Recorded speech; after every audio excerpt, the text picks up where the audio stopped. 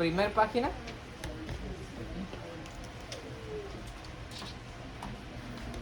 Para mí, hermanos, esta es una opinión muy personal.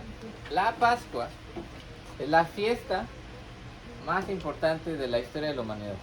Para mí. ¿Por qué?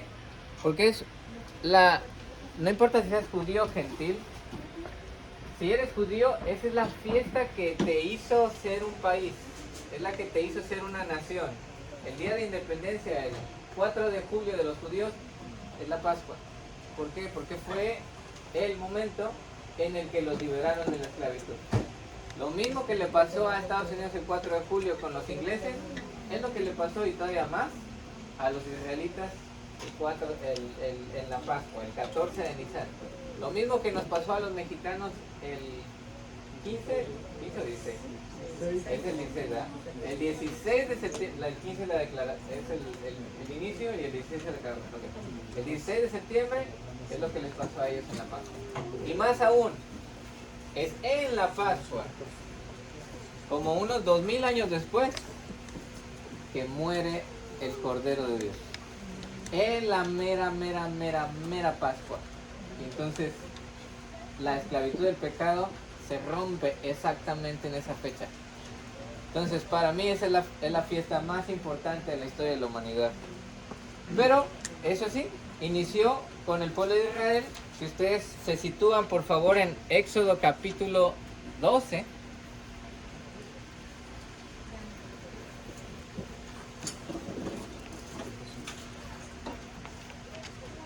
Si van conmigo a Éxodo capítulo 12.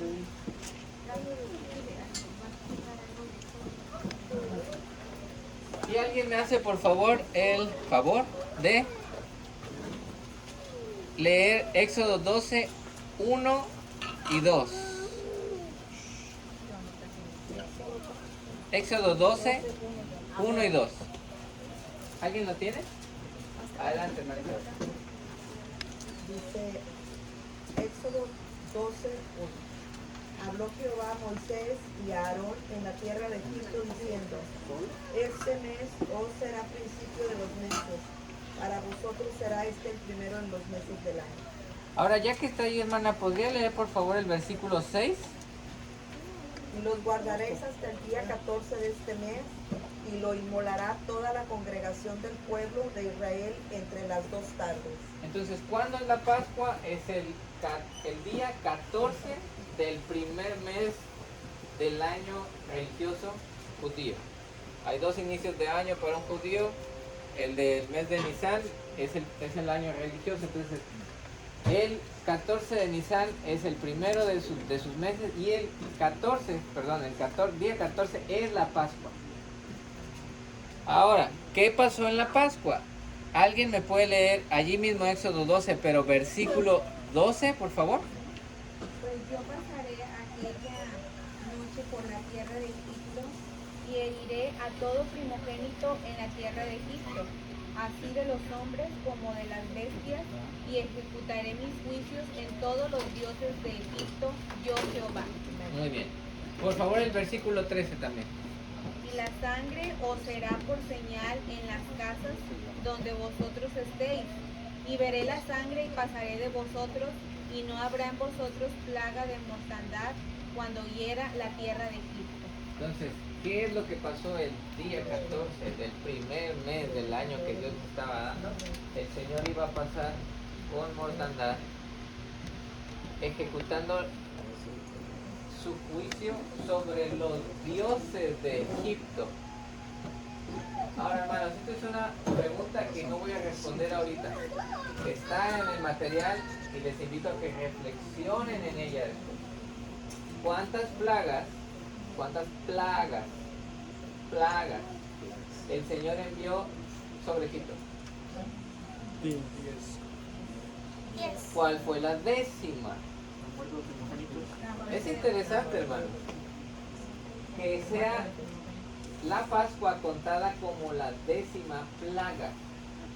¿No es así? Porque en todas las plagas Dios ejecutaba un juicio sobre ¿quiénes? Sobre los dioses de Egipto, pero ¿a quién les caía el ataque? A los egipcios. Pero es en la 10ª plaga cuando ocurre algo diferente. La 10ª plaga afecta a todo. Esta vez le podía caer también encima a un israelita distraído. ¿Por qué habrá hecho eso? Porque 9 plagas fueron exclusivamente sobre egipcios y la 10ª les dijo, aquí ustedes también van a estar en riesgo. Voluntariamente yo a ustedes los voy a poner en riesgo en la última y peor de todas las plagas. Era la última. Y no solamente era la última, al día siguiente iban a salir de Egipto. O sea, era su clausura de la esclavitud de Egipto. ¿Alguien tiene alguna idea? Simbolizando la crucifixión, el derramamiento de sangre. Eso es cierto. También, porque la Pascua tiene sangre, tiene bastante sangre la Pascua. Tiene que ver con el pecado, exactamente.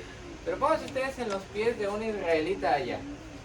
Has estado viendo a lo largo de más o menos un año que el Señor se viene tronando a los pobres egipcios de vez tras vez y tú estás bien campante en Gosén, ¿no? En tu mecedora comiéndote con tu esta de paja aquí diciendo, pobres egipcios. ¿Quién les manda a ser egipcios y no judíos? Pero entonces llega Moisés y te dice, ya viene la 10ª plaga y te dice, sí, pobrecito. Y te dice, es la muerte de los primogénitos. Y dice, uy, pobrecitos. Y entonces les dice, pero esto también va para ustedes. Ah, caray. Y entonces les dice, tienes que tomar un cordero de 1 año sin defecto en el día 10. Tienes 4 días para tenerlo en tu casa. Y en el 4.º día, esa noche, el día 14, un ángel de la muerte va a pasar. Y no importa si eres judío o egipcio, te puedes ir también. Entonces, por primera vez después de un año dices, ay, pero ¿por qué? No, mejor nada más con ellos. Siempre he sido con ellos. ¿Por qué la 10ª tengo que ser yo? No. Y ellos son los malos. Había una cosa bien interesante, hermanos, en esto. Y esta es la explicación que al menos yo le doy. Si tú eras un judío y decías, no sé, no creo que el Señor nos vaya a arriesgar a nosotros que somos su pueblo. Yo digo que no pasa nada. Y no hacías nada. Si tú eras primogénito, te morías tú. Y si tú no eras primogénito, se moría tu hijo. Únicamente un israelita con fe iba a salir de ti. Un israelita obediente iba a salir de ti. Dios no quería liberar a un pueblo flojo e incrédulo. Y esta fue la primera vez que probó la fe de ellos. A ver si confiaban en que lo que Él estaba diciendo se iba a cumplir. En que si Él les dijo, te puedes morir tú también, no importa que seas judío o egipcio. A ver si creían en eso. Entonces allí sacó a un pueblo, prueba número 1, que tenía fe. Después la volvieron a reprobar, pero sabroso. Al menos en esta ocasión la aprobaron bien. Ahora es interesante, hermanos, cuando uno está leyendo el texto en el hebreo original. En el hebreo, bueno, ese es el original. Hay varias palabras en hebreo que significan pasar encima. Una de ellas es miren, lo tienen ahí en la página 3. Una de ellas es abar y otra es gavar. Ambas significa pasas de largo, el coche se pasó y se fue para allá, le estuve timbrando al chofer y me bajó hasta la siguiente parada, se me pasó el camión. Son esas. Pero solo hay 2 veces en la Biblia donde se utiliza la palabra pesar. Una de ellas es aquí, donde está hable acerca de la Pascua. Y la otra, hermanos, no sé si lo puse ahí en el material, está en Isaías 31:5, sí lo puse. Sí. Y esa palabra pesar no significa necesariamente que va a pasar de largo, sino que va a pasar por encima y se va a colocar encima. ¿Alguien podría buscarme Isaías 31:5 nada más para que vean la única otra parte en donde esa palabra se utiliza?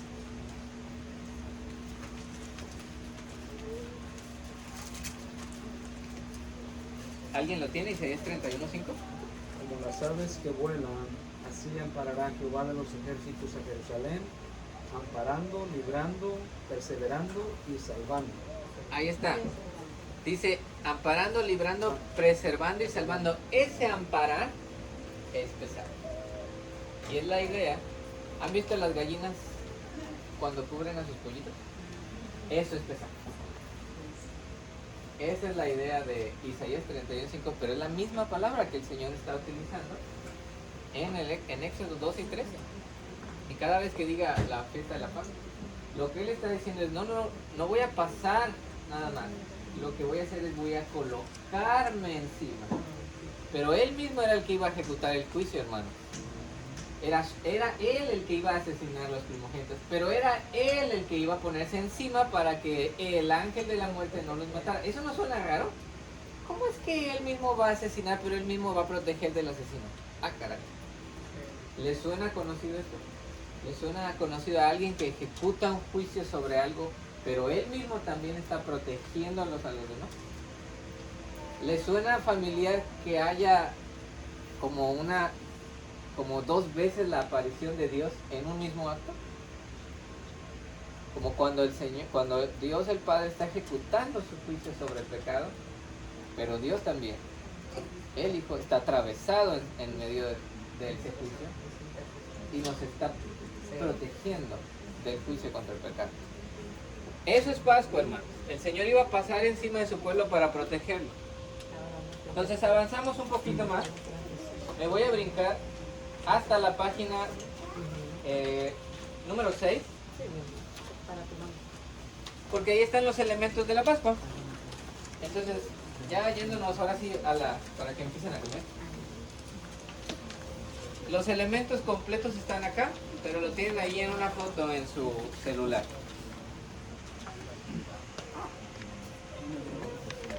Entonces, los voy a nombrar en español, no importa, y ya después vemos cómo se llaman en hebreo. En un plato de Pascua como el que tengo yo aquí enfrente, en una fiesta judía, este plato, hermanos, estaría en medio de la mesa, lleno, y sus platos, los que están alrededor, vacíos. ¿Por qué? Porque un judío y en general una persona de Medio Oriente comen con un plato lleno en medio y todos agarrando de allí, todos, con las manos. Y con las manos, no les gusta usar cubiertos. En aquellos tiempos, hoy sí ya usan cubiertos, ¿eh? No creo que esos no son higiénicos, sí son higiénicos. Entonces, el plato del ceder lo tengo yo, ustedes lo van a tener en un momento y vamos a ver los elementos.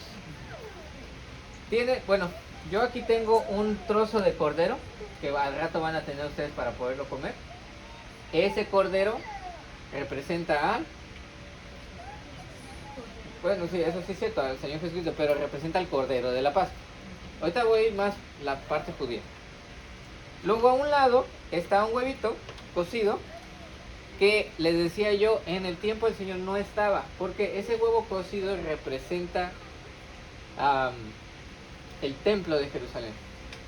El templo que ya está destruido. Entonces, tal vez para nosotros no tanto, pero en muchos países comer huevo es algo muy especial. Conocí hace unos meses a un par de hermanos de creyentes de China y comer huevo en China, te lo voy a poner así, me dijeron que cuando alguien cumple años en China, su regalo de cumpleaños son 2 huevos. Porque es algo muy especial en China comer un huevo. No hay muchos huevos en China. Entonces, para un judío es lo mismo. Y como el huevo es algo especial y el templo era algo especial, que ya no está, ese huevo representa el templo. Por eso también muchos reyes de la época medieval, su joya más preciada era un huevo de oro con incrustaciones de piedras preciosas, huevos especiales. Ustedes ahorita al ratito van a tener su huevo cocido. Luego tiene ahí rábano picante. Ese es otro elemento que al ratito vamos a ver qué es y por qué hay un rábano picante allí. Tienen ustedes lechuga, tienen ustedes cilantro, que cada uno de ellos representa algo, y luego esa mezcla peculiar de manzana con nueces y miel. Algunos le mezclan también incluso jugo de uva, pero no es necesario. Entonces tienen eso en el plato. Otro elemento es el jugo de la vid. Otro elemento es el agua con sal, específicamente agua con sal. y obviamente las matzot. ¿Ok? Eso es lo que está allí. Y vámonos a la página número 7. Y en sus Biblias, por favor, al Evangelio de Lucas, capítulo 19.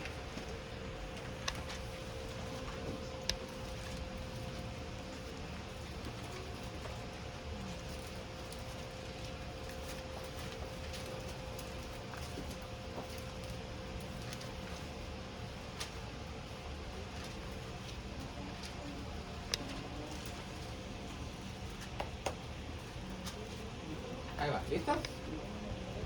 Dice la Biblia, y es lo que estamos estudiando ahorita, que la última cena del Señor se ejecutó en la mera fiesta de la Pascua. Recuérdenme, ¿qué día es la fiesta de la Pascua? 14. En el Evangelio de Juan y en algunos de los otros evangelios hablan de que 5 días antes de la Pascua el Señor llega a Jerusalén. ¿Se acuerdan? 5 días antes de la Pascua. Y hace la famosísima entrada triunfal. ¿Se acuerdan de la entrada triunfal? Pide que le traigan un asna y un pollino. Ambos, eran dos, no eran uno, eran dos. Entonces le piden eso, entra a la ciudad de Jerusalén, todo el mundo le empieza a echar ramas de palmera, cosas. Entra al templo, hace un azote de fuerza y se va. Pero mientras está yendo pasan varias cosas. Ahora, eso ya lo saben, ustedes saben que todo el mundo cantaba Hosana, que los fariseos y los sacerdotes se enojaron mucho, que le dijeron que no, ya no dijera nada, etc.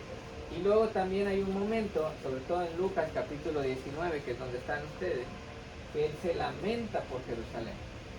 ¿Por qué? Porque acaba de entrar, la gente sí lo acogió, pero los líderes no. Lo quisieron correr. Y le dijeron que se fuera, que por qué, que con qué autoridad andaba haciendo lo que hacía, y lo rechazan. Y entonces él se va y lamenta sobre Jerusalén y le dice: Jerusalén, Jerusalén, que matas a los profetas y encimas a los que son enviados. ¿Cuántas veces no quise tener a tus hijos como la Gallina. gallina tiene a sus polluelos debajo de sus alas y No quisiste. no quisiste? Ojo con ese no quisiste. Entonces, 5 días antes de la Pascua, estamos hablando de ¿qué número de Nisan? 14. No, Estamos en el 14. 19. Estamos hablando entre el 9 o el 10. ¿Se acuerda alguien qué pasaba el 10 de Nisan según Éxodo capítulo 12? Hacían la separación del cordero. Ajá, ¿qué hacían, hermano? Lo separaban para no separar Hija, siga, va bien, va bien. los machos imperfectos Exacto, que sean perfectos exacto. de un año De un año y lo escogían. En un resumen, lo escogían. ¿Cuándo? Entre el 9 o el 10. Una familia iba, veía un cordero, mero, y lo metían acá. O no. Y por eso el Señor, como el Cordero de Dios, el día 9, 5 días antes de la Pascua, Él se presenta en Jerusalén, en el templo. Está esperando que lo escojan. Pero entonces Él le dice en las lamentaciones, les dice: ¿cuántas veces quisiste? Y No quisiste. no quisiste. Ojo, la entrada triunfal no fue una cosa. ¿Cuántas veces no había entrado el Señor a Jerusalén, pero no había pasado nada de eso hasta ese día? Hasta ese día, hermanos, la situación de la fiesta y el Señor mismo provocaron una reacción. Otro día podemos estudiar qué estuvo contribuyendo a que la gente reaccionara así ese mero día. Pero Él se fue a presentar. Allí tenían que escoger al Cordero de Pascua y decidieron que Él no era el indicado. Y entonces, cuando finalmente llegamos a Lucas capítulo 19, que es donde estamos allí, estamos viendo que Él entró al templo, Él hace lo que dijo, habla de algunas cosas. Por favor, ahora brinquen tantito al capítulo 22.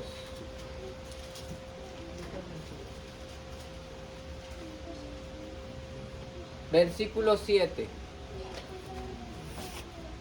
A la Pascua el día 14 es Pascua, pero el día 15 al 21 es otra fiesta que se llama Panes sin Levadura. Para un judío y para los escritores bíblicos a veces mezclaban los nombres y les daba igual. Entonces a veces a la Pascua le llaman Panes sin Levadura, es lo mismo. ¿Alguien me puede leer, por favor, Lucas capítulo 22, versículo 7? Llegó el día de los panes sin levadura, en el cual era necesario sacrificar el cordero de la Pascua.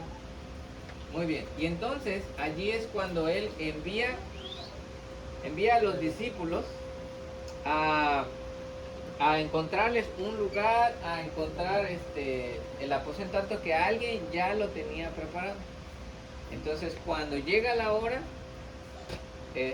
dice la Biblia en el versículo 14 que dice, cuando era la hora se sentó a la mesa con él y los apóstoles. Ahora, ¿qué era lo primero que pasaba? El primer paso, que no... Vamos, voy a hacer una aclaración.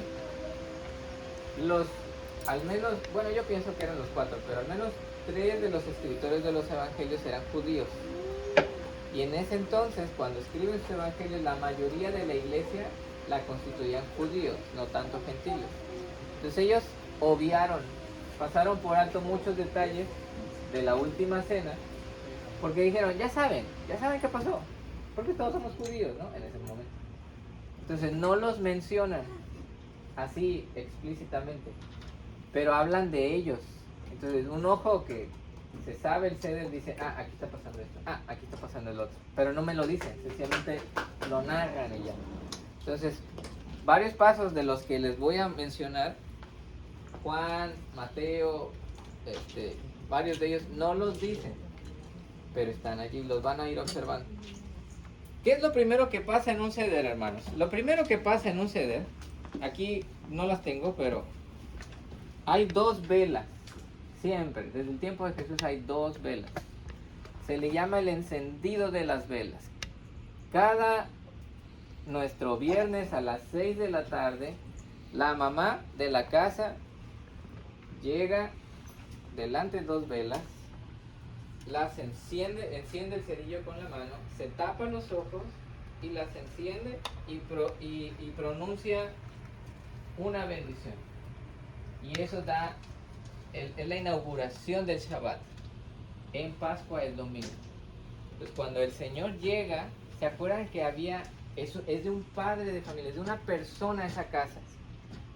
Alguna de las mujeres que estaba ahí tuvo que haber encendido las velas de la última cena. No lo menciona, no lo menciona, solo sabemos qué pasa. Ahora, aquí lo que sigue, y ahí váyanse preparando los encargados, es la copa de vino. Pero antes de que pasemos a lo de la copa de vino, quiero decirles que en un ceder de Pascua siempre hay 4 copas. 4. ¿Vieron que aquí hay 4? Entonces, 1, 2, 3, 4. No acomodé esta tercera, ahí se va, la acomodé a propósito aquí. Hay 4 copas, en su material está escrito, después lo vemos en Éxodo capítulo 6. Tengo que detenerme porque lo que sigue es la copa de vino. Tengo que explicarles por qué tengo 4 copas y por qué ustedes van a llenar su vasito. Algunos ya lo llenaron, se me adelantaron, está bien. Lo van a llenar 4 veces y 4 veces lo van a beber. Cuando el Señor le habla a Moisés en Éxodo capítulo 6 y le dice, yo soy Jehová, el Dios de tus padres, y los he escuchado, y entonces les dice, yo os he visto y os liberaré de la esclavitud de Egipto, y los y los sacaré, y los redimiré, y los traeré, y serán mi pueblo. En el hebreo son 4 verbos que él dice acerca de ellos, que los va a liberar, que los va a sacar, que los va a redimir, y que los va a hacer su pueblo. Entonces, cada cosa que él iba a hacer es un motivo de gozo. Y en el libro de los Salmos dice que el vino o el jugo de la vid es causa de gozo al hombre, es una manifestación de alegría. Entonces, si son 4 cosas las que Dios hizo con ellos, liberarlos, sacarlos, redimirlos, etcétera, son 4 copas las que se beben en Pascua. Había esas 4 copas en el ceder del Señor y ahorita se los voy a demostrar. Pero después de que se encienden las velas, paso número 2. El padre de familia lo que hace es llenar, solo llenar la primera. Así que ayúdenme, hermanos, llenen su primer vasito. Ahora sí. No, no. Ya había más. ¿Sale? Ahora, después de que la llenaban, no la pueden beber. Ojo, los judíos y desde el tiempo del Señor, una cosa es llenar la copa y otra cosa es beberla. Entonces primero van a haber ocasiones en las que se llena y ahí se deja, y ahí se deja, y ahí se deja y después se bebe. ¿Ok? Todas se van a beber, pero ahorita no se me adelanten, llénenla. ¿Ok? ¿Ya la tenemos llenada todos? Llénenla, no pasa nada. Si ese es jugo de uva, entonces... Nomás Solamente una, ¿verdad? ¿Una en la Todas. mesa o O todas? todos. No, la de cada quien. Yo no les puse 4, sino que van a estar usando el mismo vaso 4 veces. Yo, como representante del padre de familia, sí tengo 4, pero ustedes tienen un solo vasito que van a llenar 4 veces. ¿Sale? Me voy a esperar hasta que todos lo tengamos.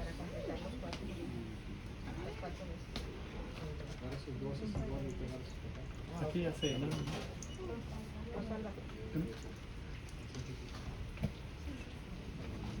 ¿Listos?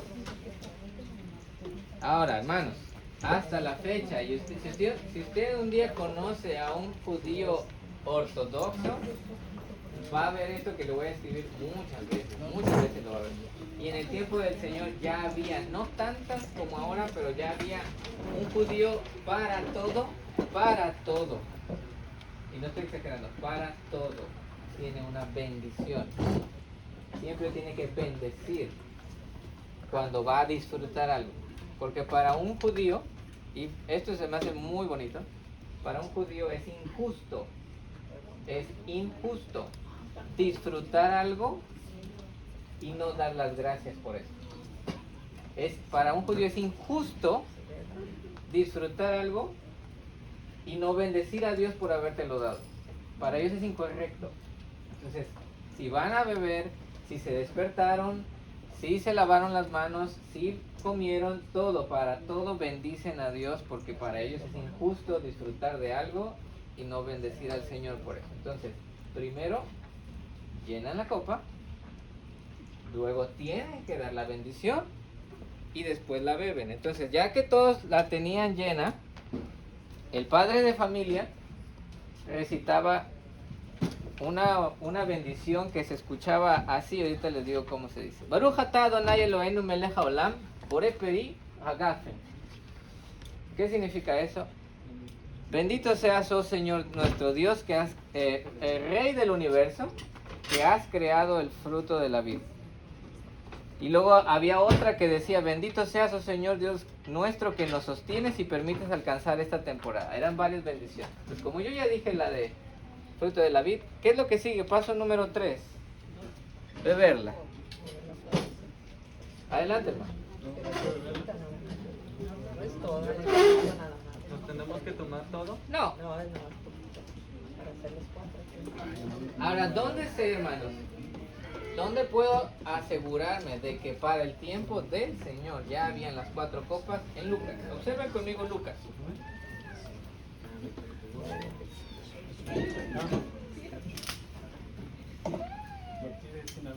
Si ustedes ven Lucas capítulo 22, versículo 20, ojo, Lucas 22, 20, ahí está una copa. ¿Pueden verlo? Sí. Dice: de igual manera, después que hubo cenado, tomó la copa diciendo: esta copa es el nuevo pacto en mi sangre, que por vosotros es derramada. Esa es la copa de la cena del Señor. ¿Cómo yo sé que esa no fue la 1, la 2, la 3 o la 4? Observen allí. Allí en Lucas, versículo 17. Ahí 22, 17.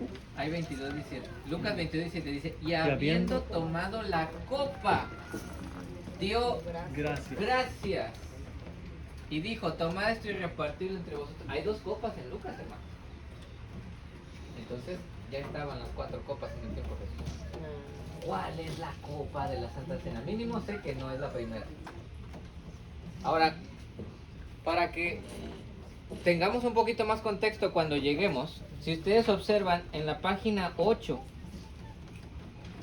la página, no, perdón, la 8 no, la página 9 de su material, ahí viene la explicación de las 4 copas. Cada copa, hermanos, cada copa de las que están aquí tiene un nombre, de acuerdo precisamente al verbo que representa.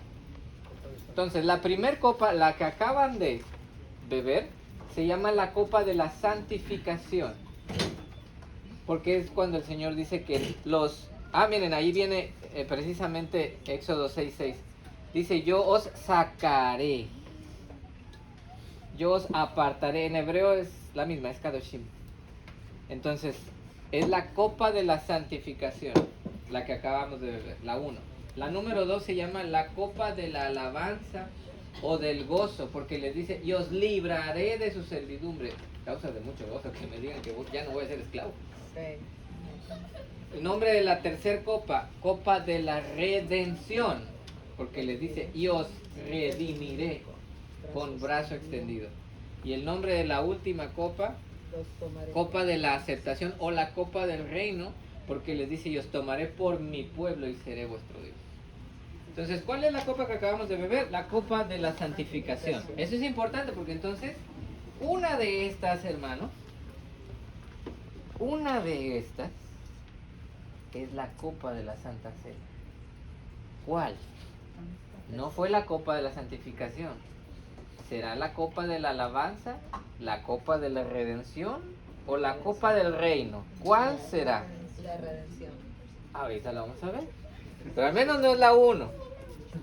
¿Qué es lo que sigue, hermanos? Después de que se beben la copa, después de que ya bebieron la copa número 1, lo que sigue es algo muy interesante. Ahora tenemos que irnos a otro evangelio. Acompáñenme por favor a Juan capítulo 13.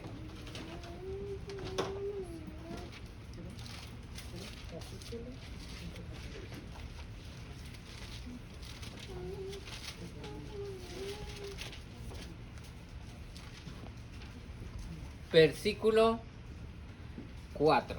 Pero estacionense allí tantito. Sí. ¿Dónde? No, lo que quería era que ahí se queden tantito, ahorita lo vamos a leer, perdón. El siguiente paso después de el Kadish, después de la llenado de la copa, después de la bendición de la copa, de beber la copa, es el lavado de manos. Hay 2 lavados de manos en el Seder de Pascua. Este es el primero porque todavía no han comido nada, entonces lo lógico es que antes de comer nada te laves las manos. Pero en el tiempo del Señor, hermanos, este paso que en hebreo se dice urhatz, venía un criado, venía un esclavo, en aquellos tiempos ya saben que todavía existía eso, o en el caso de que la familia no tuviera eso, venía el hijo menor, el más pequeño, traía agua y la ponía para lavarles las manos. Las manos. ¿Con qué comemos? Con las manos. ¿Qué se tiene que lavar? Las manos. Pero es en ese momento en el que sucede Juan 13, 4 y 5. Ahora sí, pastor, por favor. Se levantó de la cena y se quitó su manto. Y tomando una toalla, se la ciñó. Luego puso agua en un lebrillo y comenzó a lavar los pies de los discípulos y a enjugarlos con la toalla con que estaba ceñido.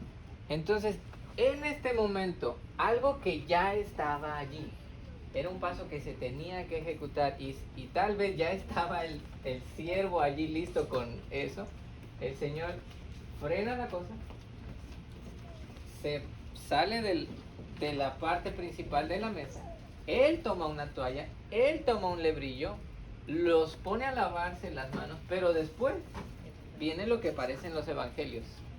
Les empieza a lavar los pies. Hermanos, para un discípulo no fue sorpresa que en la cena tuvieran que lavarse las manos. Eso pasaba.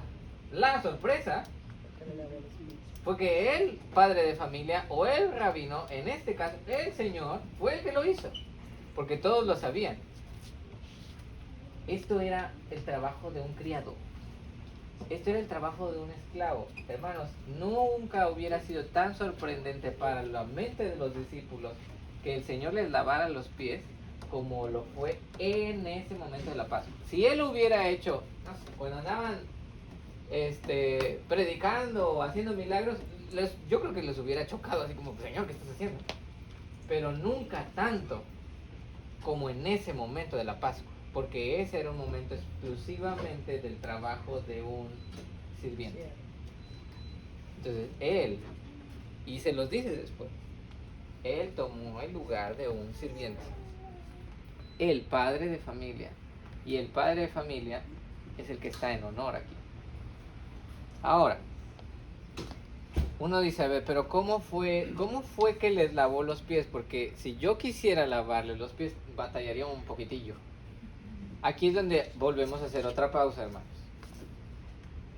En una mesa del tiempo del Señor, era más o menos, y aún así esta está algo alta, de esta altura. No había mesas de la altura nuestra. Era una mesa chaparrita, probablemente un poco más que esta. Los judíos no se sentaban en sillas, no había sillas. Se sentaban en el suelo. Se sentaban sobre cojines. Y aquí es donde espero que me alcancen a ver. Entonces, había momentos para sentarse así como con los pies cruzaditos. Yo no puedo, ya no me dan las piernas por eso.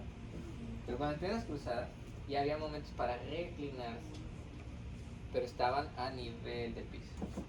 Ahora,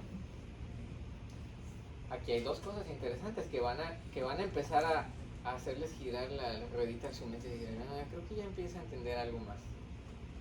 Dos cosas.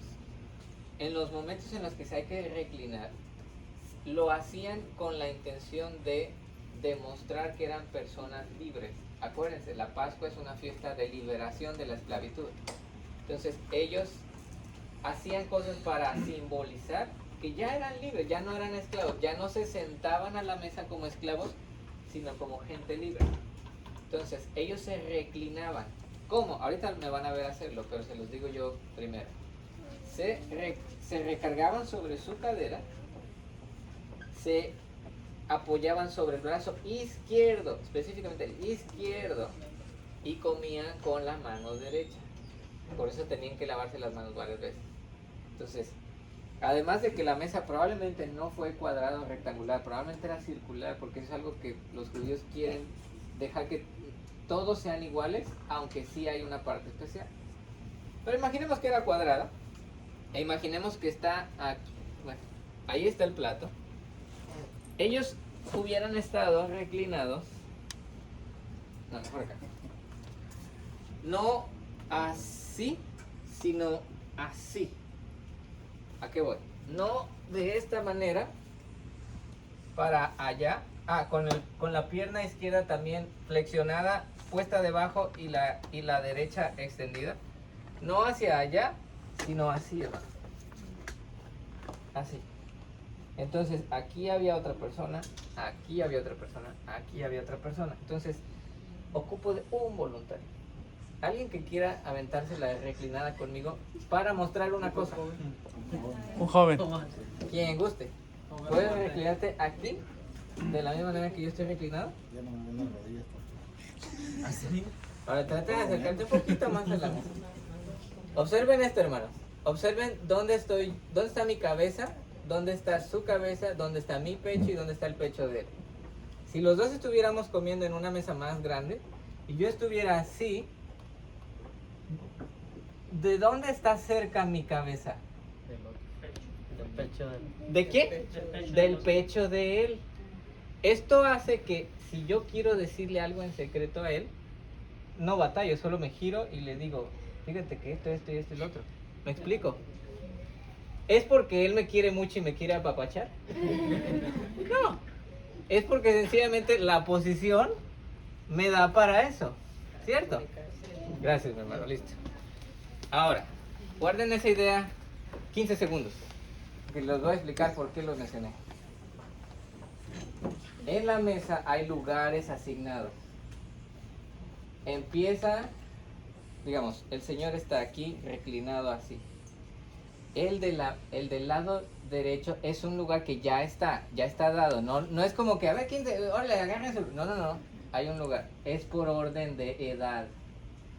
El más joven está aquí.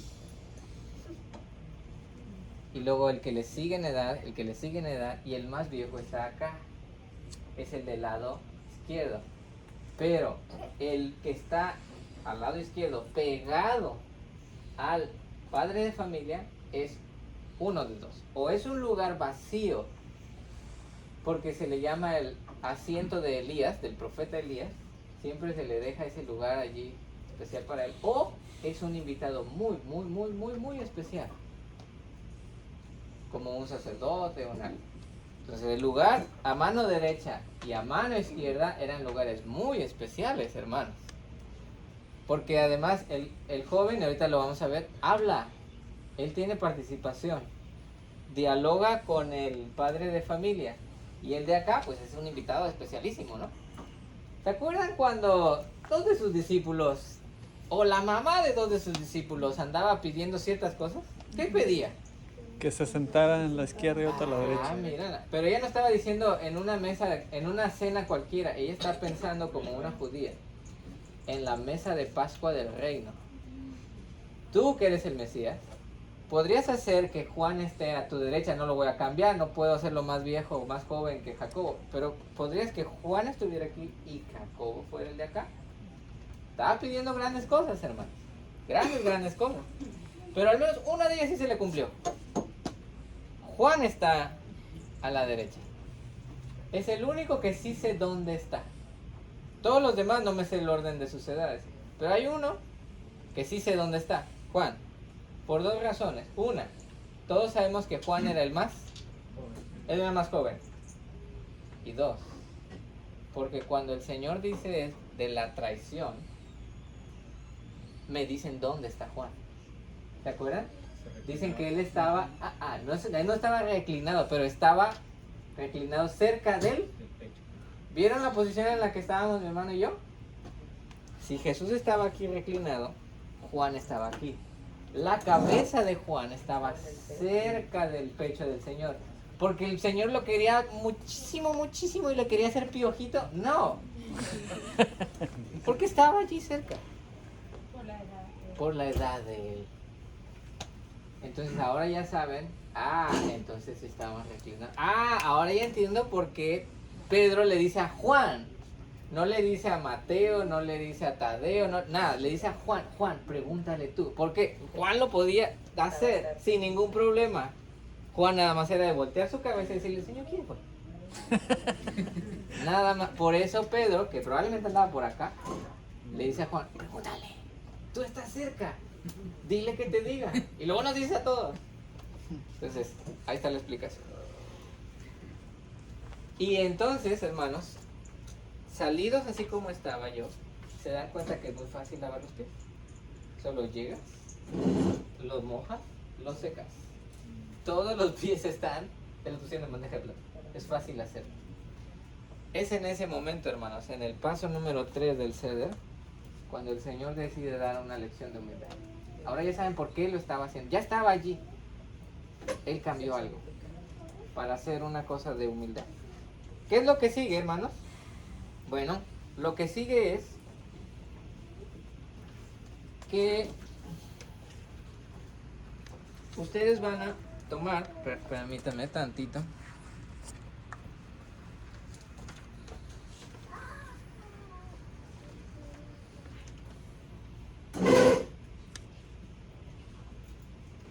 Ustedes van a tomar un poquito de cilantro. y lo van a mojar en el agua con sal.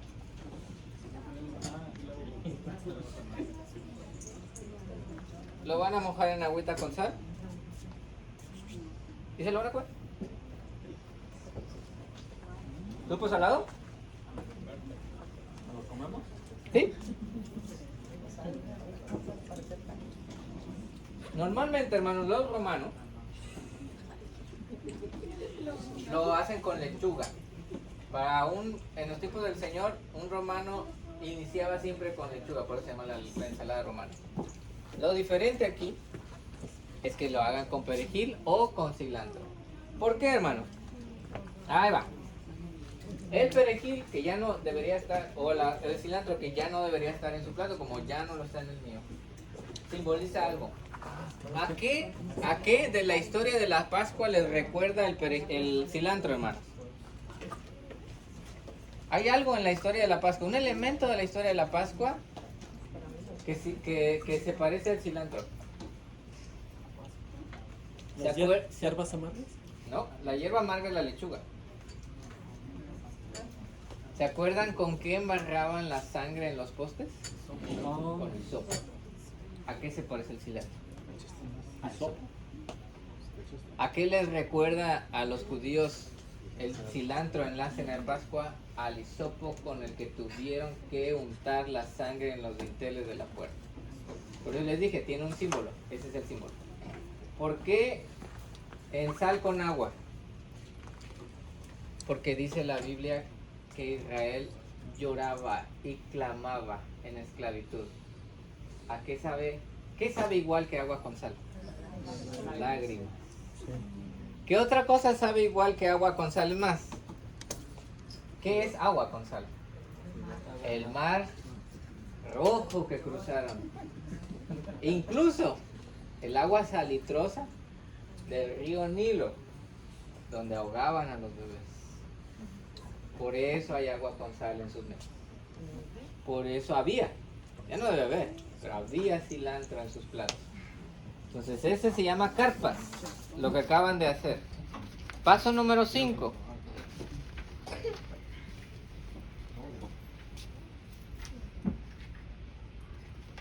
Paso número 5. Lo que sucede es que en una cena de Pascua, hermanos, los machos están en medio, como la demás vez. Pero solo habría 3 panes. Yo hice un montón para que todos alcancemos, pero solo habría 3 panes. Entonces, ¿me pasan una servilleta, por favor? ¿De tela? Sí, no, de servilleta. Una servilleta. Napkin.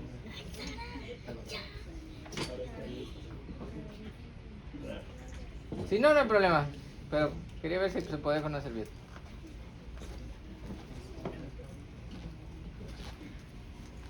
En una cena de Pascua, hermanos, hay solamente 3 panes grandes para que alcancen todos, pero solo 3. ¿Por qué 3? Puedes preguntarle a un judío y vas a encontrar un montón de opiniones diferentes, como en muchas otras cosas. Pregúntale, ¿por qué hay 3 matzá en una cena de Pascua? Y te van a decir, bueno, Dios redimió un pueblo de 3 clases: los sacerdotes, los levitas y el pueblo. Bueno, lo que pasa es que eran 3 los hijos de Leví, que son Coat y Merari. Bueno, es que fueron 3 patriarcas: Abraham, Isaac y Jacob. Te van a decir un montón. ¿Por qué será que tenemos 3? Miren, les voy a ayudar. Les voy a ayudar todavía más. Les voy a ayudar más todavía con lo que seguía que hicieran. Ellos tenían que tomar la matzá de en medio, no la primera, no la última, la de en medio, y tenían que partirla en 2. Guardar una parte grande y una parte chica. Esta parte grande se llama aficomen. Metían la parte chica aquí otra vez Y la parte grande que quedó, la envolvían en otra tela y sin que los niños vieran, la escondían. Ya no iba a estar ese tercer pan en la mesa. Entonces, para hacerlo todavía más interesante, vas con un judío y le dices, ok, bueno, son 3 matzá, ¿no? ¿Y por qué se parte el de en medio? Bueno, pues es que eso es lo que se tiene que hacer. Ok, si tú estás hablando de sacerdotes, levitas y el pueblo, ¿por qué los levitas se tienen que partir? O bueno, si tú me estás hablando de que es Abraham, Isaac y Jacob, ¿por qué Isaac se tiene que partir? Y así te lo puedes llevar. No te van a dar respuesta. Hermano, yo les quiero preguntar, ¿por qué 3 matzá? ¿Y por qué el del medio se tiene que partir? ¿Y por qué se tiene que esconder, hermano? Y después de la tercer copa traerlo. Después de la tercer copa traerlo. Va a volver a la mesa. Pero hasta después de la tercera copa. Fue sepultado y resucitó al tercer día. Eso es lo que yo pienso. Ahora, históricamente, hermano. Históricamente, los judíos no creyentes no inventaron el matzá. El afikomen. El que está allá. Así se llama ahora. Se llama afikomen ahora. Lo inventaron los judíos creyentes. Históricamente los registros nos indican que esta primero fue una práctica de los judíos que creían en el Señor y que de alguna manera que no sabemos ni cómo, ahora todo judío en el mundo también lo hace, sin saberlo, pero lo hace. Lo que seguía, hermanos, era es que el anfitrión se llevaba la comida de la mesa y entonces rellenaba la segunda copa.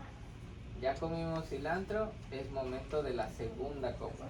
Si todavía tienen ahí en su vasito alguna, échenle tantita nada más para que se vea que se rellenó algo. Entonces yo relleno la segunda copa. ¿Cómo se llama esta copa? ¿Se acuerdan? La copa de la alabanza. Pero no la beben. Acuérdense, una cosa es llenarla, otra cosa es beberla. Sí la veo.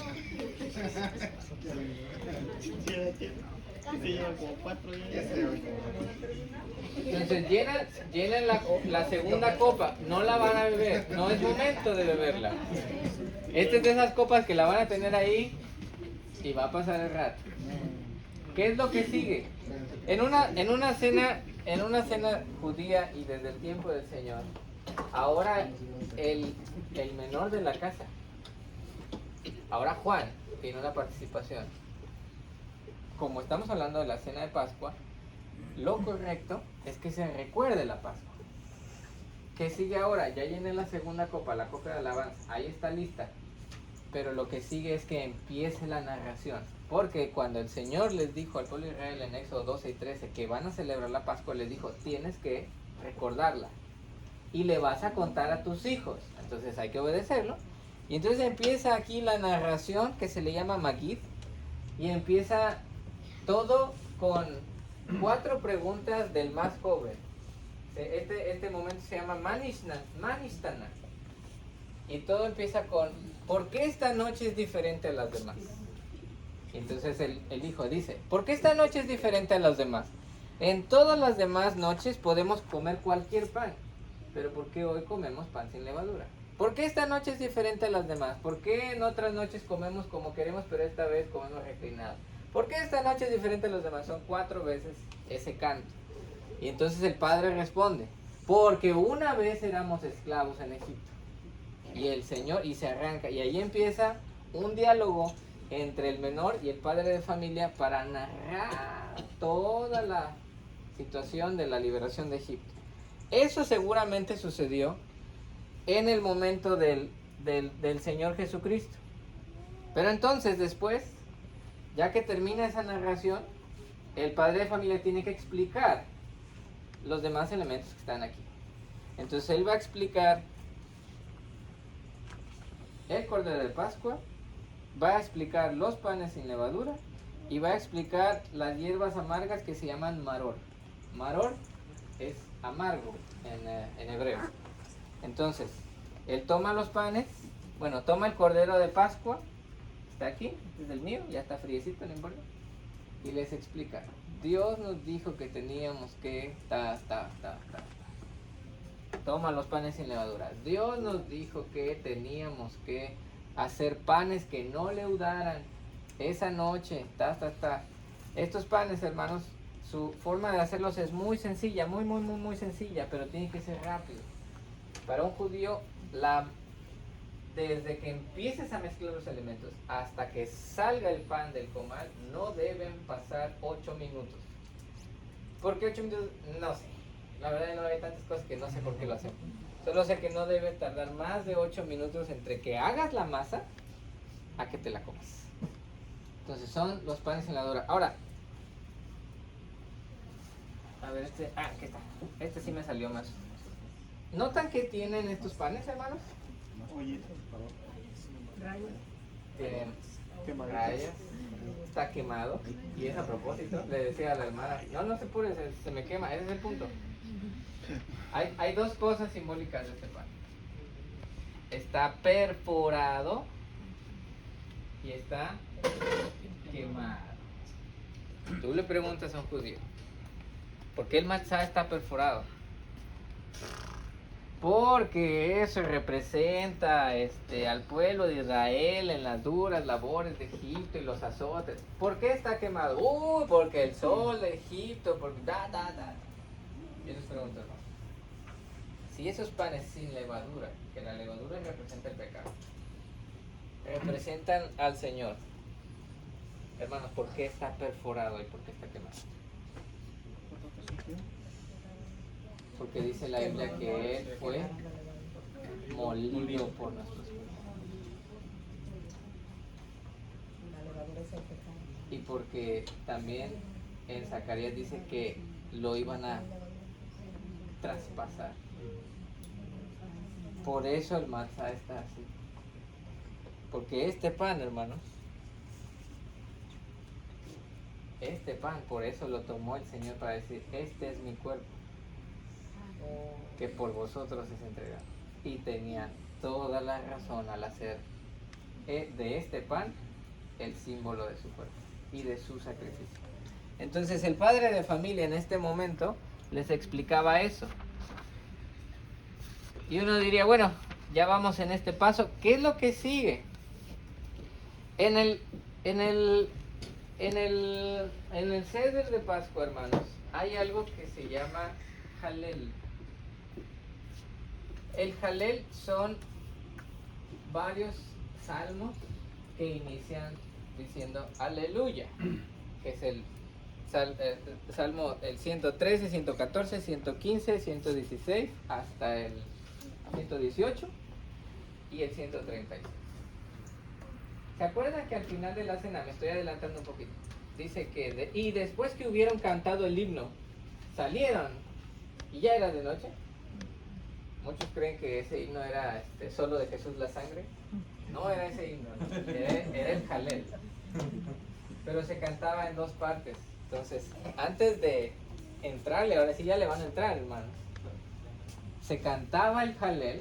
Ya habían escuchado toda la historia de Egipto, de la esclavitud. Ya la habían escuchado. La copa estaba allí, no la habíamos tocado. Cantan el Halel. Se bendice la copa, la segunda copa. Cantan solo el Salmo 113 y el Salmo 114. Es la copa de la alabanza, ¿se acuerdan? Halel significa alaba a Jehová. Y entonces, adelante, hermano. Bebían la segunda copa.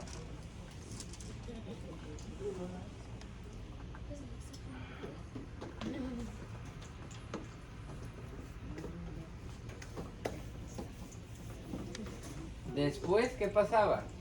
Había otro lavado de manos. Aquí el Señor ya no hizo otra presentación, ya estaba allí. Pero lo que sí quiero hacerle notar es lo siguiente, hermanos. De acuerdo a Juan capítulo 13, después que Él les lava las manos, inmediatamente después que les lava las manos, les explica que les dio ejemplo, ellos tienen que seguirlo. Y ¿alguien ha notado qué es lo que sigue después de eso? Dice que Él se conmueve y les dice, uno de ustedes me va a entregar. Y entonces, si ustedes observan, Juan, capítulo 13, en el versículo en el versículo 21, inmediatamente después de lo de mojar, él se conmueve y entonces les da a conocer la gran noticia que, bueno, ya vieron por qué le van a decir a Juan, pregúntale. Antes de avanzar allí, ¿quién sigue presente, hermanos? Judas. Eso quiere decir que a Judas le lavó los pies. Judas se va a ir. Él ya no va a estar para la mera cena. O sea, la parte donde él haga el simbolismo. Pero sí está lavándose los pies. Sí le están lavando los pies a Judas. Dios, el Señor le dio una gracia impresionante a ese hombre y le va a dar una segunda, hermano. Porque cuando él diga, uno de ustedes me va a entregar, ¿qué pasa? Todo el mundo empieza a decir, ¿quién es? ¿Quién? ¿Seré yo, maestro? ¿Seré yo, maestro? ¿Seré yo, maestro? Y van y le dicen, ¿cuál? Pregúntala, ándale. Y entonces dice la Biblia, déjenme ver si lo tengo apuntado aquí. 22. En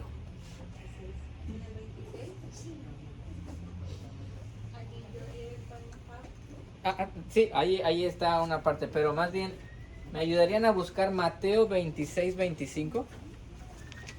Porque todos empiezan a preguntar, ¿seré yo maestro? ¿Seré yo maestro? Pero Mateo registra lo que le dice Judas. Mateo 26, 25. Entonces respondiendo Judas, el que le entregaba, dijo, ¿soy yo maestro? Le dijo, tú lo has dicho. En el griego, hermanos, esa pregunta no es ¿soy yo maestro? Sino es ¿verdad que no soy yo maestro? Ahora, una cosa interesante, si quieren regresar a Juan, podemos estarnos en Juan. Una cosa interesante, hermanos, es que dice, cuando se empieza a mover todo el alboroto entre los apóstoles, les dicen, ¿quién es? ¿Quién es? Ya, dinos quién es. Y entonces les dice él, a quien yo, ¿qué? Le diere el pan mojado, ese es. Y entonces varios evangelios dicen que se lo da a Judas, ¿no es así? Pregunta, hermanos, si yo no supiera todo lo que iba a pasar después, pero yo estuviera en la mesa, el Señor me acaba de decir que uno de los que están aquí es un traidor, y que ese traidor va a ser capaz de ponerlo a la muerte al Señor. Y entonces me dice, al que yo le dé el pan, el mojado, ese es. Y entonces yo veo que mi maestro agarra el pan y se lo da a Judas. Yo no sé ustedes, hermanos, yo me hubiera abalanzado sobre Judas y me lo hubiera estado moliendo a trancazos. Yo no voy a permitir que él haga eso. El Señor ya me acaba de decir, con esta señal es él. Entonces, ¿nunca se ha preguntado, hermanos, por qué nadie se le echó encima a Judas? Si el Señor acaba de decir, al que yo le dé el pan mojado, ese es. Y entonces dice que moja el pan y se lo da a Judas. Hermanos, ¿por qué no se abalanzaron? Aquí va la respuesta. El Señor no que ignoró lo que le preguntaron, pero decidió seguir avanzando en el ceder y responderles de paso. ¿Qué es lo que sigue que haga? Dice en la tradición, el padre de familia toma un pedazo del matzá, lo moja a veces con fruto de la vid, que quede mojadito para que se endulce. Toma un poco de las hierbas amargas, toma un poquito de esas nueces que tienen ustedes allí, que se llama jarosé. La hierba amarga significa ¿qué será? Son hierbas amargas, la amargura de la esclavitud de Egipto. Pero ¿qué significa la manzana con nueces y con La liberación, mucha la miel? liberación. La dulzura de la liberación. Entonces, el padre de familia, lo que seguía era que él iba a hacer como un sándwich así. Lo iba a mojar y se lo iba a dar a todos. A todos. Él se los daba a todos. Pero siempre iniciaba con el invitado de honor. Dos cosas pasaron allí. El Señor les da la respuesta, pero al mismo tiempo sigue escondiéndolo a él. Porque cuando los discípulos escuchan al que moje el pan y se lo dé, ese es, fue como decir, no lo hagas, Señor. Es como si nos dijeras al que tiene pelo encima de la cabeza. A menos que uno de los discípulos fuera calvo, pues, o al que usara guaraches en Señor, no lo hagas, no nos estás diciendo nada. Cuando Él les dice, al que yo le dé el pan mojado, ese es, todos iban a recibir pan mojado de su mano. No les dijo quién era, lo está escondiendo. Pero encima de que lo está protegiendo, hermanos, le hizo algo muy especial. Dice la Biblia, ahí es clara, que moja el pan y se lo da a Judas. Ahora ya sé dónde está Judas. Y le está dando un lugar de honor. Cuando cuando un padre de familia le da esto a su invitado de honor, es un acto de gracia, es un acto de misericordia, es un acto de amor. Dice la Biblia que el Señor lo hace con Judas. Dice la Biblia que él toma el pan, Judas toma el pan, pero nunca dice que lo come. ¿Saben? Ese momento el Señor le está dando una última oportunidad a Judas, además de protegerlo, de decirle, si tú vienes a mí con arrepentimiento, te perdono. Este era un acto de comunión entre el padre de familia con todos. Le estaba ofreciendo su comunión al Señor. Él la tomó, pero no la comió. Y es por eso que en Juan capítulo 13 dice que en el instante, dice después del bocado, nunca dice que lo coma, solo dice que después de que se lo dio, Satanás entró en él. Se para y se va. Y nadie se pone a pensar nada. ¿Por qué? Por el apellido de Judas, hermanos. Yo sé que él era el único del sur de Israel. Todos los demás eran de Galilea al norte. Él era el único al sur. Ahora, en el tiempo del Señor era mucha la población y no cabían todos al mismo tiempo en la ciudad. Entonces, ¿qué hacían? Los que vivían en Jerusalén no celebraban la Pascua el 14, sino el 15. Cuando dice la Biblia, ustedes lo pueden leer más adelante allí, que cuando él sale, todos pensaron, va a ir a comprar algo para la fiesta. Entonces uno dice, pero pues ya estaban en la fiesta. Es que él era de Judea. Entonces dijeron, a lo mejor Judas sencillamente va a comprar algo para celebrarla en su día, en el 15. Mientras que nosotros estamos acá en el 14. Y es por eso también que, me voy a adelantar, cuando el Señor está en la cruz, los sacerdotes fariseos que viven en Jerusalén no querían que él estuviera allí porque al día siguiente era la Pascua. Y uno dice, ¿pero qué no era la Pascua cuando estaban cenando? Sí, pero era la Pascua de ellos la que no querían que él manchara. Entonces él se va. Pero es aquí, hermanos, donde ustedes van a probar los panes sin levadura. Entonces yo se los voy a entregar, no los voy a partir, se los voy a entregar a uno de ustedes. Y eso, él lo va a partir y denle un pedazo a cada quien. No tiene que ser pedazo chiquito, es un pedazo grandote, hermanos. Tenemos un montón de panes sin levadura. Y ahorita, hermanos, les pido, coman lo que resta del plato, excepto los rábanos. Cómanlo. Coman pan, cómanlo, sí. Coman la lechuga, coman lo que quedó del cilantro, coman. Y si podemos ya traer, ahora sí, el cordero, por favor, traigamos el cordero. ¿También los huevitos? También los huevitos, sí. No, todavía no. Los rábanos no me Así como hizo así.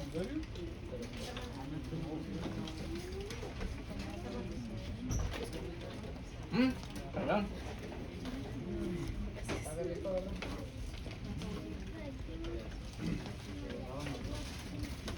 Coman mientras yo sigo avanzando. La manzana también. La manzana también, acábensela. ¿El cordero? El cordero. De una vez. Ahorita les llevamos el cordero, hermano. Beban lo que les quedó de la primera y segunda copa. Todavía no llegamos a la tercera. Coman el cordero y coman el huevo. Les decía yo que el huevo no estaba en la cena del Señor, pero así está en la de ustedes, así que disfruten. Ahora, ¿ya nos comemos el huevo también? Sí, acábense todo. ¿Por qué no nos dan un huevo? Todo. Y perdón, también el rábano. ¿Qué simboliza el rábano, hermano? El rábano es, bueno, debería ser picante. Este no está tan picante, pero es algo que te produce llorar. Un rábano picante te produce llorar, que es lo que a ellos les recuerda las lágrimas, otra vez, las lágrimas de Egipto.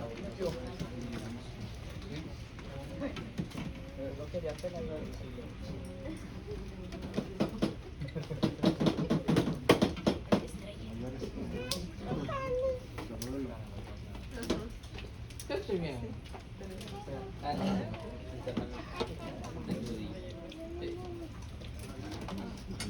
Coman, termínense todo lo que está allí para que se pueda entender lo que va a pasar después. El plato debe estar vacío. ¿Lo descarapel o qué?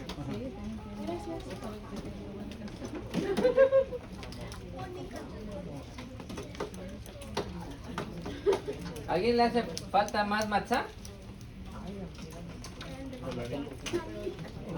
¿A quién? ¿A ti? Sí, traigan un pedacito por favor para acá. A ver, ahí va. Más matzá. ¿Alguien le hace falta más matzá? También acá. ¿Dónde? Ahí voy. ¿Por qué eso es tuyo? Porque no lo quiere compartir. No quiero.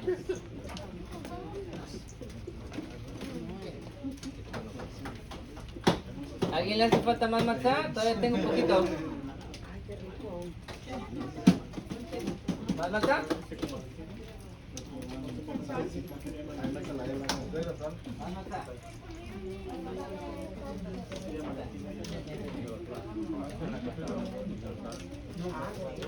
¿Más matzá?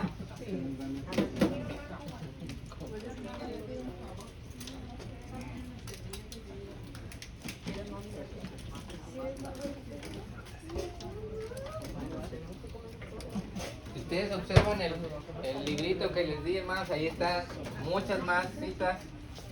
No me he ido a todas porque si no, no acabamos aquí. Pero con calma ustedes en su casa vayan revisando las citas, vayan haciendo la armonía de los evangelios. Van a ir viendo el Ceder ahí mismo en la Pascua.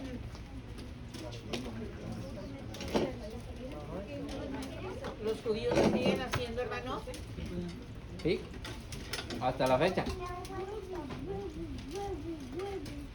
¿En qué mes lo hacen? Igual, en Isaac. Que vino siendo Abril. a principios de abril de este año. Fue como el...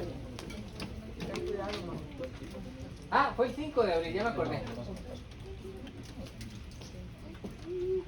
Y aquí es donde, mientras siguen comiendo, ahora los niños quiero que pongan atención en algo.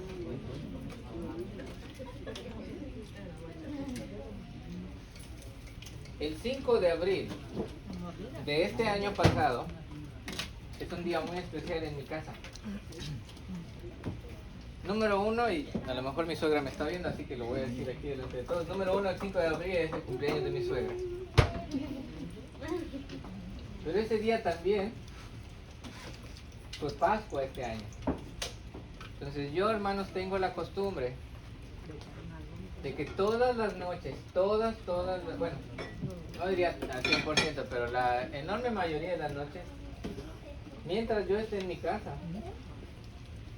yo, antes de que mis hijos se duerman, leo la Biblia con ellos y oro.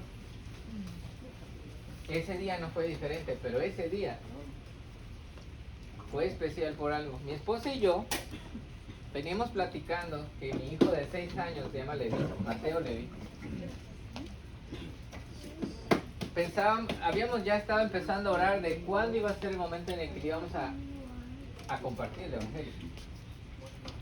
Y habíamos estado viendo por varias cosas que él hacía y que él preguntaba, que probablemente ya estaba listo. Y habíamos estado orando mi esposa y yo porque Dios nos guiara al momento adecuado para yo, porque esa es mi responsabilidad, yo no se la pienso ceder a nadie.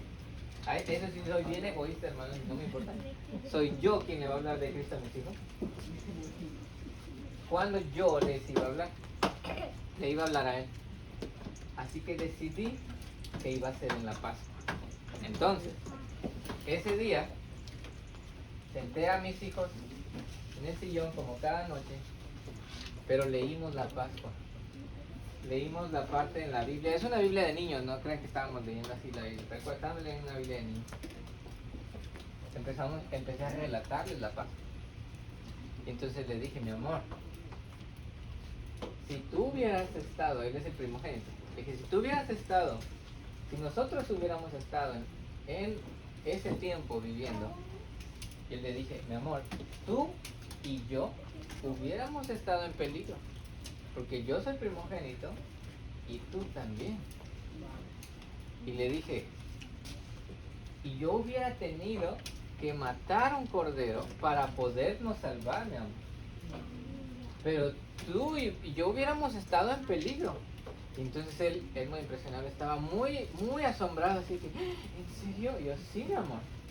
Imagínate, hubiéramos tenido que cerrar la puerta y hubiéramos estado comiendo. Y yo hubiera estado bien nervioso porque yo sabía que había un ángel allá afuera matando gente y que iba a confiar en que, Señor, tú me dijiste que si le embarraba de sangre en la puerta, mi hijo iba a vivir. Te hubiera tenido abrazado toda la noche, mi amor. Y me dice, yo hubiera tenido mucho miedo. Y digo, yo lo sé, porque hubieras estado bajo mucho peligro. Y le dije, pero bueno, gracias a Dios, mi amor, no vivimos en ese tiempo y tú no estás en peligro, ¿verdad? Y me dice, no.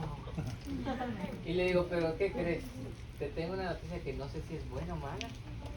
Y se me queda viendo y le digo, el problema es que si sigues en peligro, mi amor, y estás en un peligro probablemente peor que esos niños. Entonces se puso muy nervioso. Entonces, pero, ¿de cuál, papá? Y le digo, te voy a explicar. Le digo, pero vamos a esperar que Jacob se duerma.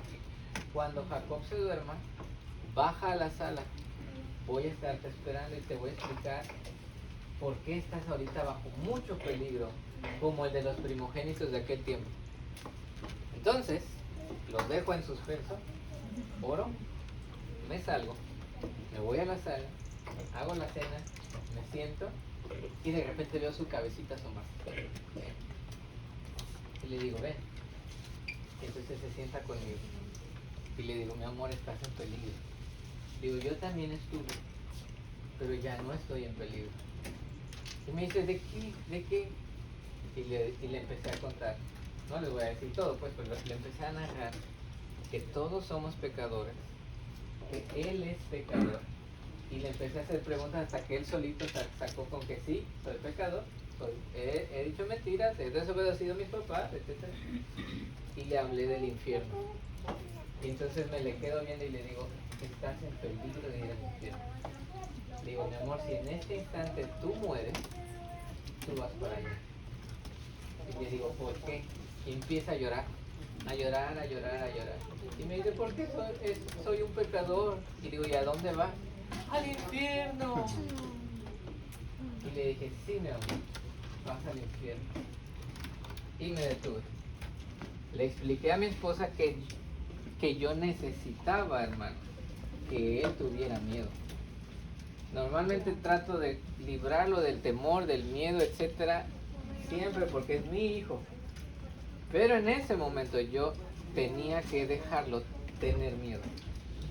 Tenía que dejarlo sentir el pavor de entender lo que él era y de lo que se merecía. Y después de esperarme como un minuto de terror para él, le dije, pero hay una buena noticia, mi amor.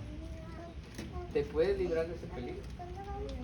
Y entonces le empecé a hablar del Cordero de Dios que quita el pecado del mundo.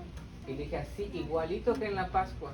Y en el mismo día, Dios envió un Cordero que su sangre, así como la sangre de Egipto, su sangre, si tú la tienes en tu corazón, te libra de ese peligro. Amén.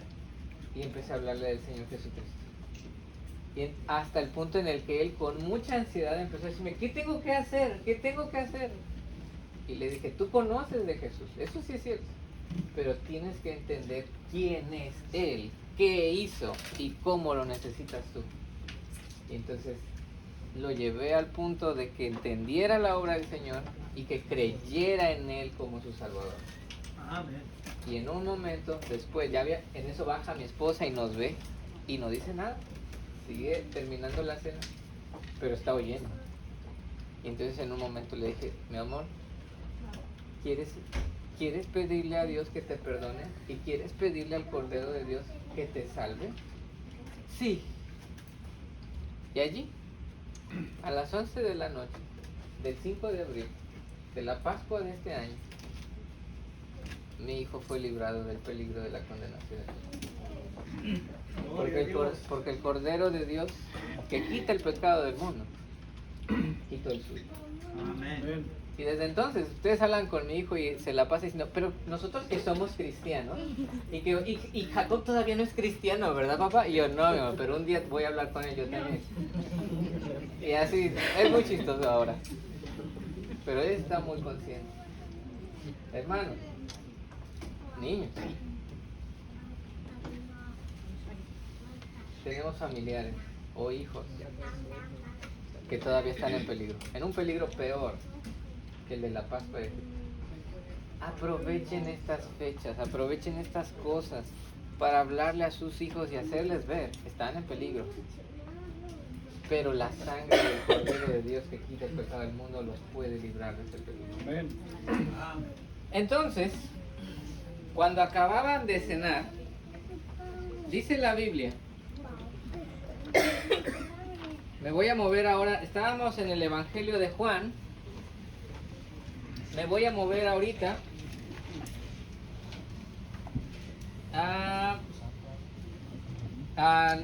vámonos a Mateo, hermanos. Mateo capítulo 26, por favor.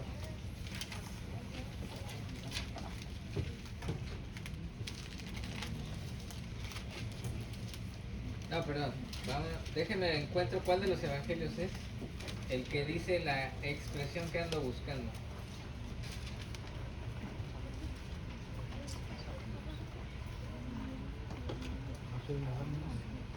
Lucas, Lucas 22.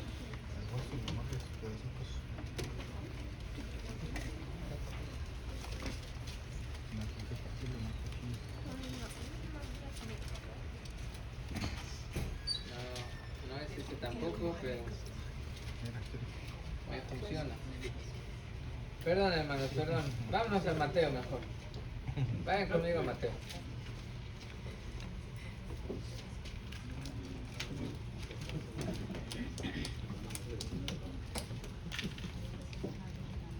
Hay uno que tiene esta expresión, pero ya no lo puedo encontrar, que después de la cena.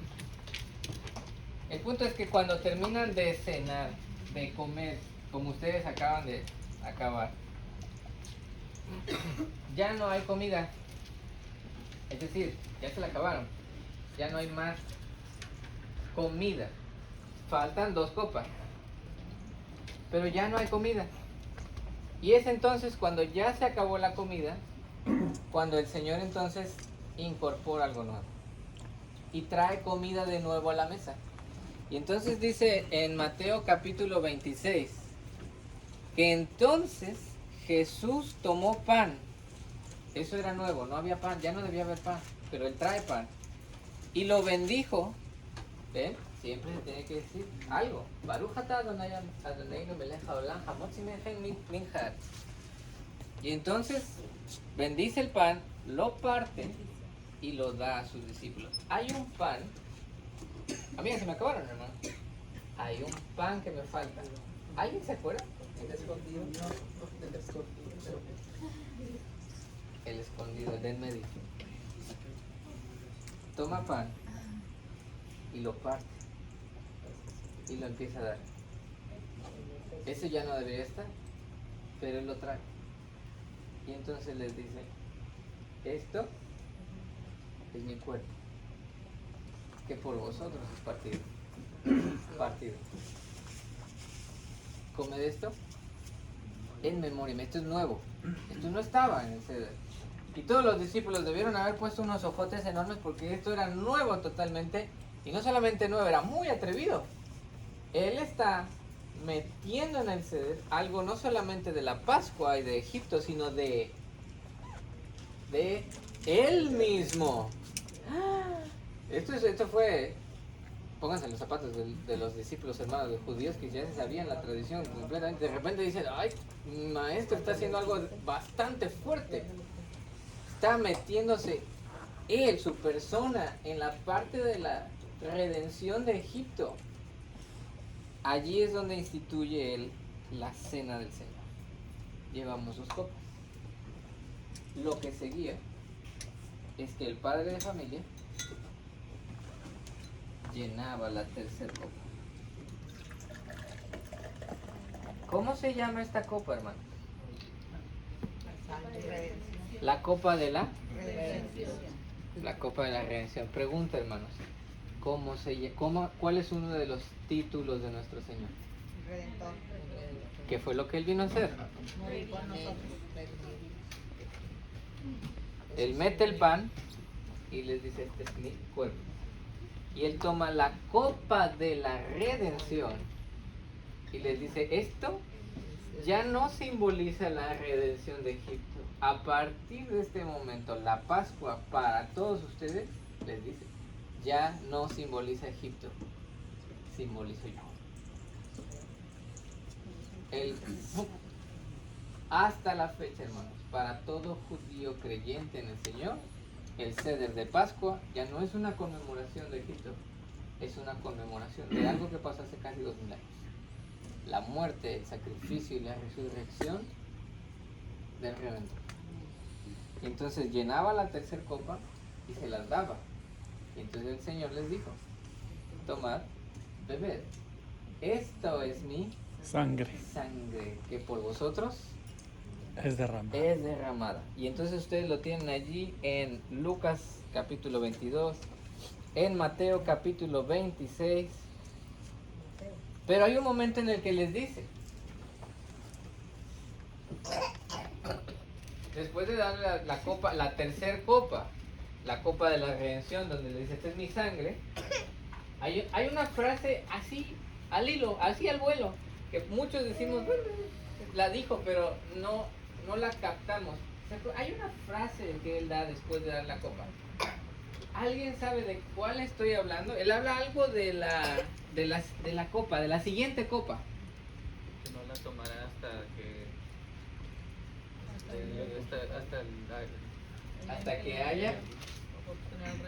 hasta que haya venido el reino, hasta que esté con ellos en el reino. Y uno dice, pues era está bien, ¿no? O sea, sencillamente decidió ya no va a volver a tomar un litro de uva de aquí a la segunda venida. No, hermanos. ¿Qué falta? ¿Cómo se llama? La copa del reino. Y él dijo, aquí le voy a parar. Yo ya no puedo tomar ahorita la copa del reino porque todavía no vengo a instituirlo. Cuando venga lo instituya, la bebemos. Pero ahorita, no. Ahorita vengo a redimir y me quedo hasta la tercera copa. Ahora, hermanos, esto nos hace entender, ok, por eso él dice, ya no voy a beber el fruto de la vida, porque esa es una copa que simboliza el reino y él sabe que aún no viene a instituirlo como tal. Pero hay otra expresión que también él da más tarde esa noche. ¿Se acuerdan? Está orando, está en agonía y le dice al Padre, Padre, pasa de mí. Esta copa. ¿Cuál copa?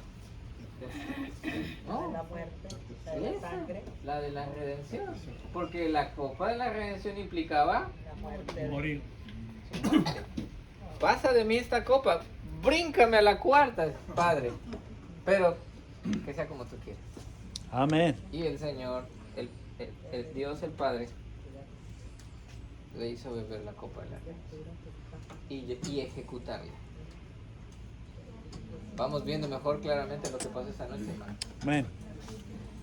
Finalmente, después de beber la copa, empieza a darles instrucciones y palabras de los más bellos discursos del Señor en Juan 14, 15, 16. Su oración, de las oraciones más bellas del Señor, Juan 17. Y luego dice que cantaron el himno. Faltan 4 salmos del Jalel. 115, 116, 117, 118, perdón, y el 136. Los cantaron, eso era lo que se cantaba. Se pararon y se fueron al huerto de Getsemaní. Aunque ya no está aquí, hermanos, digo, ustedes pueden seguir leyendo eso. Aunque ya no está en el ceder de Pascua y tampoco está en sus materiales, solo quiero explicarles un poco más de qué pasó esa noche.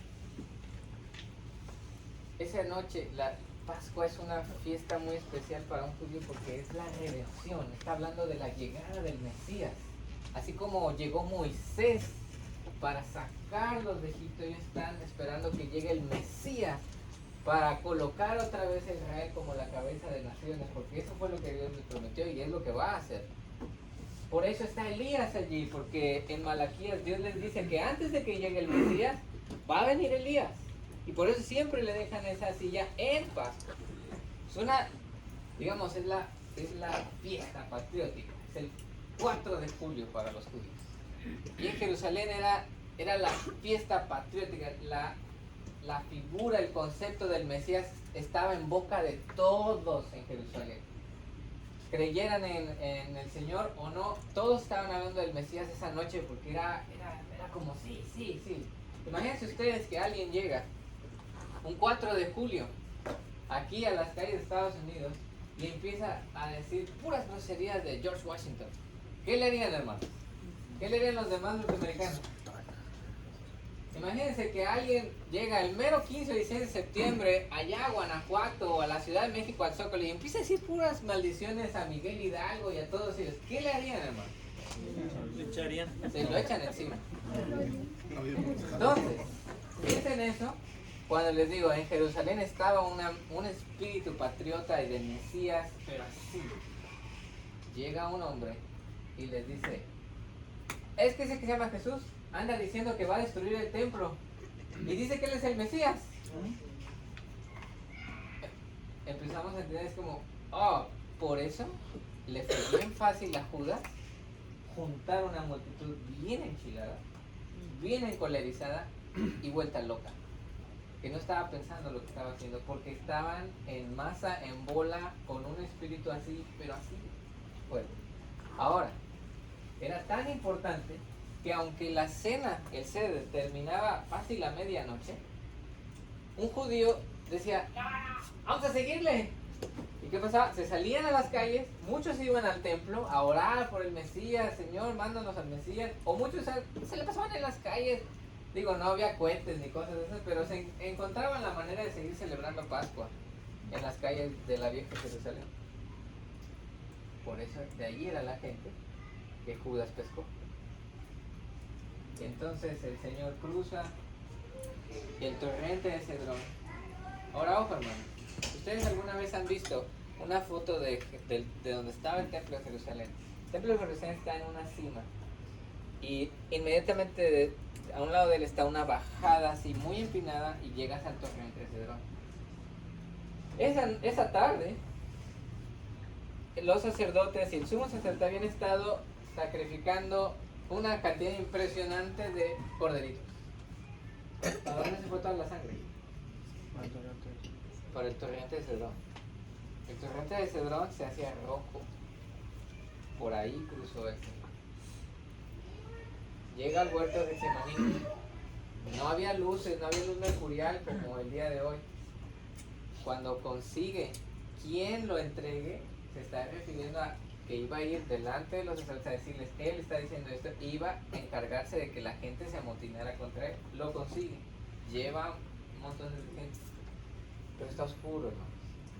Y hay 12 gentes allí, el Señor y 11 discípulos. ¿Cómo saben quién es el Señor? Está oscuro.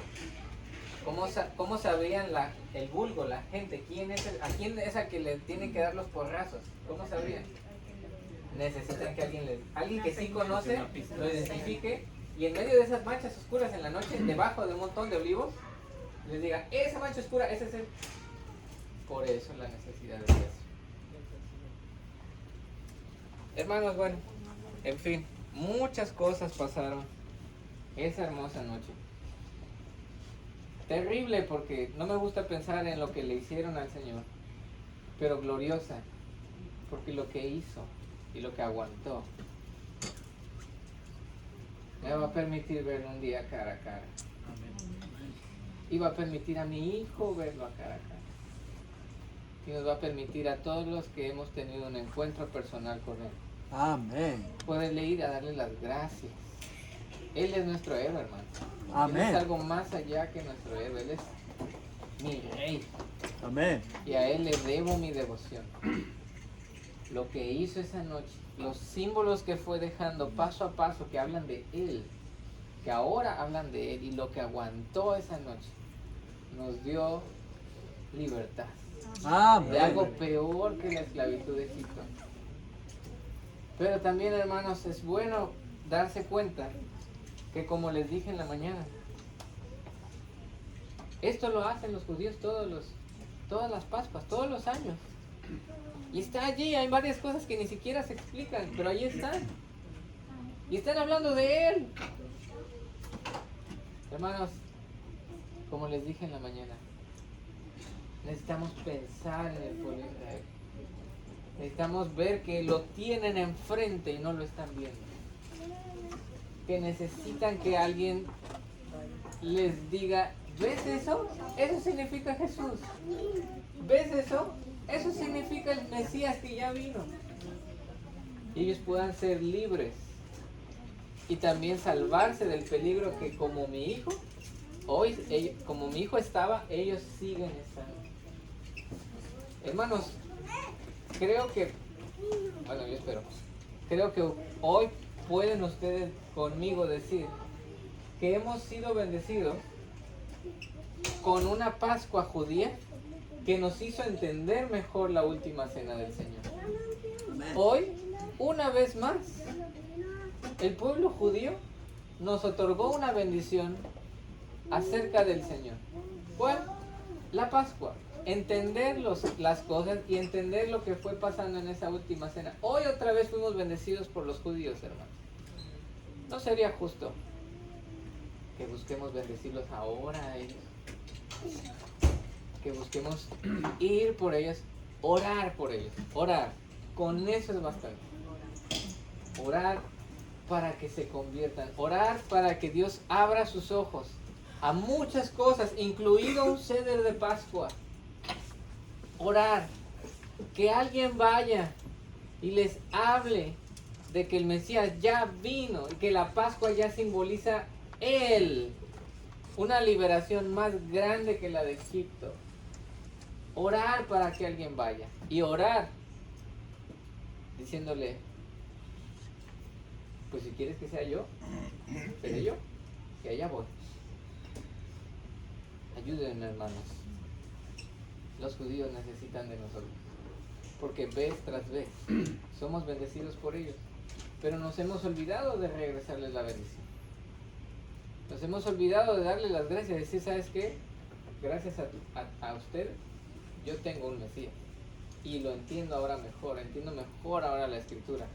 Ahí te va a ti.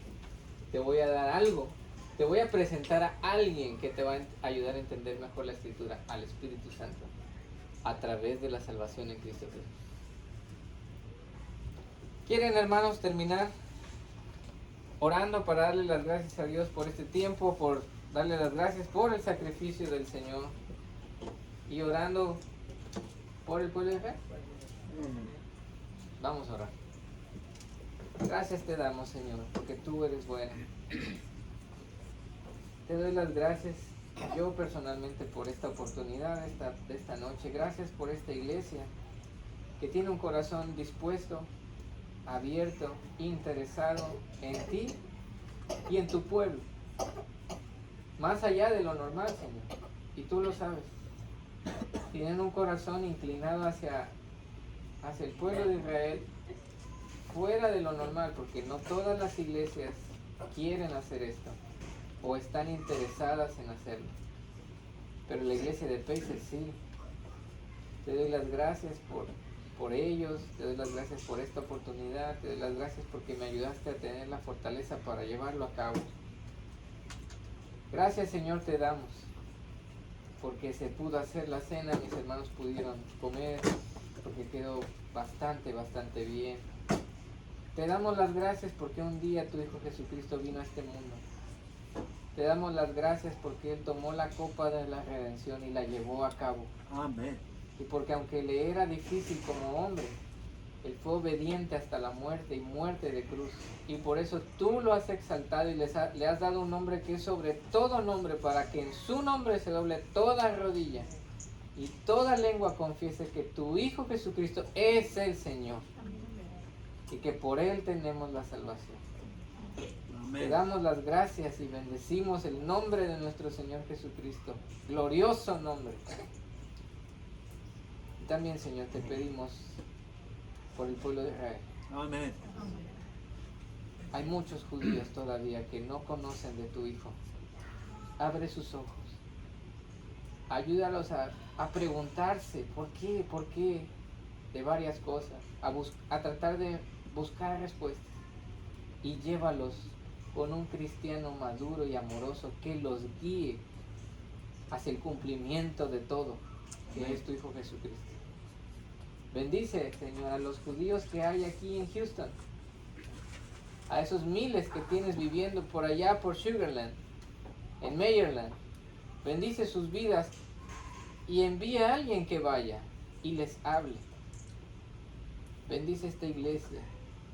Y, oh Señor, si tú llamaras a alguien aquí. Oh Señor, si tú les dieras a los jóvenes o a los hermanos adultos la oportunidad de conocer a un judío, de entablar una amistad con él y de paulatinamente llevarlo a tu Hijo Jesucristo. Te bendecimos, Señor, por todo. Te damos las gracias y también te damos las gracias por lo que resta de esta noche, por los alimentos, y oramos a ti en el nombre glorioso, supremo de nuestro Señor y Salvador, el Cordero de Dios que quita el pecado del mundo, Jesucristo tu Hijo. Amén. Amén. Gracias, hermanos, que Dios les bendiga. Gracias, hermano. Quería hacer una pregunta. ¿Alguien quisiera hacer Sí, una si pregunta? alguien tiene preguntas, hermanos, perdónenme. Es que, bueno, para mí la verdad es que, pues, muy emocionado de escuchar todo lo que el hermano estuvo compartiendo, ¿no es cierto? Pero aquí, hermana, acerca de la copa esta, Sí. y hablando de la bendición, tenemos los que hemos confiado en el Señor Jesucristo. Esta es la que vamos a beber con Cristo. Exactamente.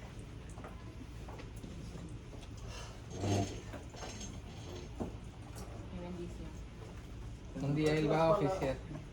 Un día Él va a oficiar la Pascua con todos nosotros. Y vamos a estar viviendo. Gloria a Dios. Amén. Nada más eso es lo que quería comentar.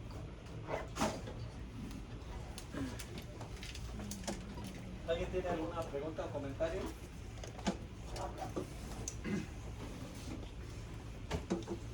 Dijiste que que ibas a mencionar el significado El hueso. o no sé, no. Bueno, O nada más el significado del plato vacío. no, del plato vacío no. ¿Cómo? No entiendo. ¿Me explicas tu pregunta? Es que no lo estoy entendiendo. Como que algo entendí que ibas a mencionar de que cuando el plato esté vacío. Ah, sí. Como sí. Cuando terminaron de comer el plato ya estaba vacío, ya no había comida. Por eso les mencioné, él trajo comida con pan. Ok. Ya no se suponía que hubiera nada, por eso el plato debía estar vacío. Y ustedes debían vaciar el plato. Y entonces, bueno, ya no me alcanza porque solo tenía una ficomel, pero ahí era partirlo y darles algo que ya no había, donde el Señor estaba llenando un vacío. Sí, gracias. Bien, hermanos, pues gracias